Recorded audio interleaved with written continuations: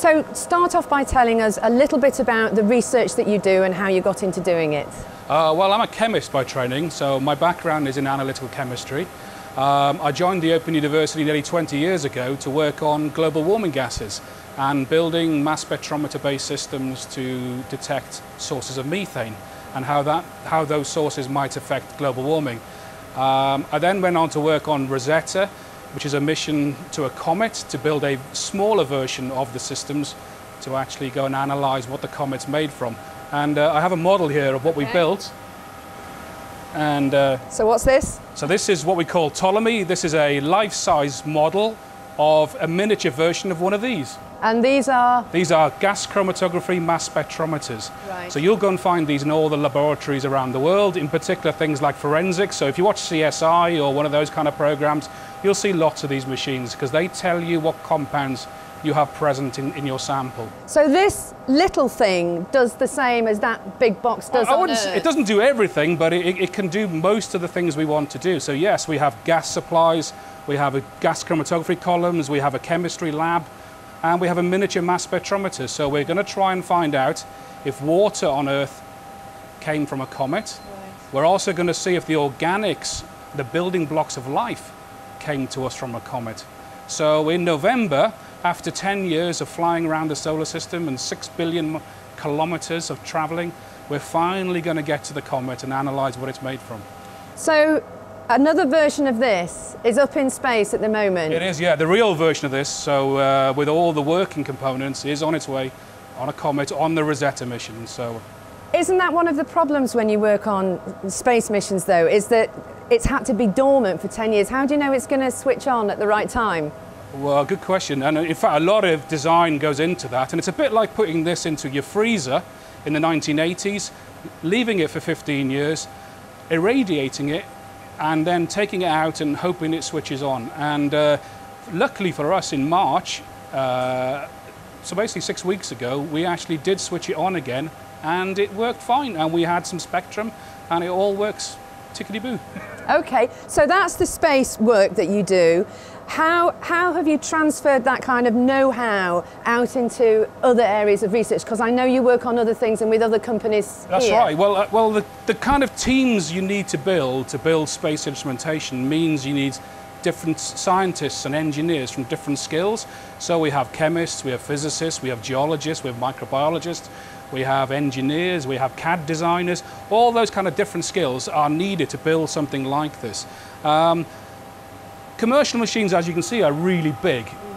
These are designed to be in the laboratory and the sample goes to the machine.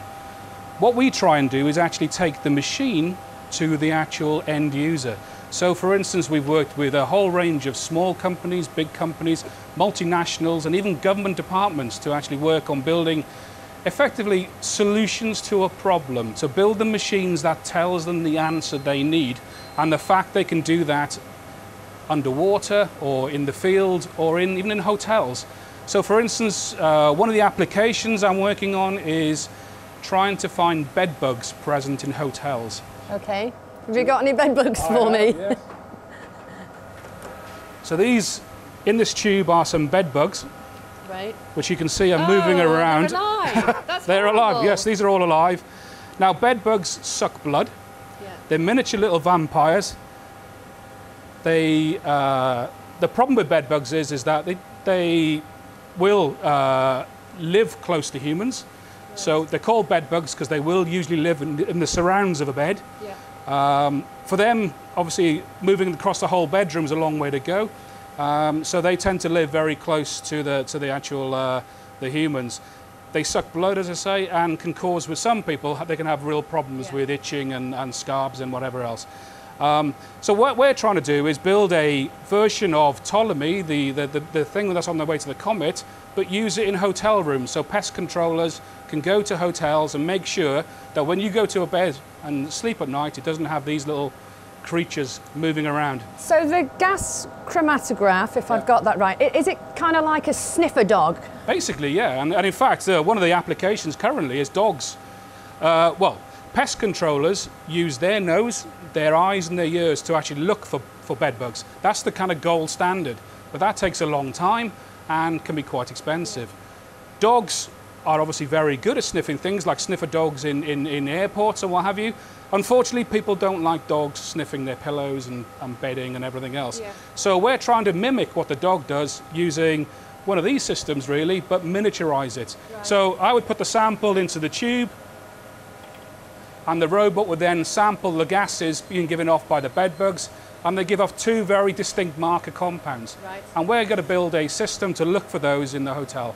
Okay, well there's loads of other samples in here. So what samples are you running in this one at the moment? Well, these ones are actually, it's actually set up with two systems. One, we're doing meteorite samples, so we're analysing rocks from space. So again, to tie in with the kind of work we're doing on Rosetta, we're trying to work out what molecules might be present in rocks from space. And surprisingly, there are probably as many different chemicals in space rocks as there are from rocks from Earth. Right. And similarly, using this system, we can actually look at liquid samples. So we're analysing potentially, can we diagnose cancer using this approach? Right. Back in 2004, dogs were shown to be able to sniff cancer. So we're just using a big, expensive machine to try and do what dogs can do. So what kind of liquids do you run then? Various ones, bodily fluids, through to just straightforward drinking water samples as well. It doesn't really matter to the machine as long as we can process it, and we have different ways of processing the sample. Is there anything particular that you're working on at the moment? And I know that your job can be quite difficult because there are some things that you can't talk about. Is that because of competitive advantages between companies that you partner with? No, absolutely. And a lot of companies obviously come to us because we have unique capabilities. This is one of only probably a dozen machines in the whole of the United Kingdom that can do what this can do. So if people know that they're working with us, then their competitors might come along as well and try and do the same thing. So we have a lot of commercial agreements, anti-competitive agreements, but also we have some of the work we do is security related. So for instance, we work with the Ministry of Defence, and again, the actual projects we work on obviously have massive implications for the UK security, so we can't really talk about those at all really. Have you got a kind of something that you're excited about, a hope or ambition for the near future? Well, I've been working on cancer detection now for nearly 8 years. We're doing something completely different, so it's been very hard to try and get the community to understand what it is we're trying to do and how the benefits of that kind of system. So we finally got a very eminent group over in Oxford who are now potentially going to test our actual system, and depending on the results of that, we could have a new test for one of the major cancers going. Fantastic. But we'll have to wait and see for the trial results. Brilliant.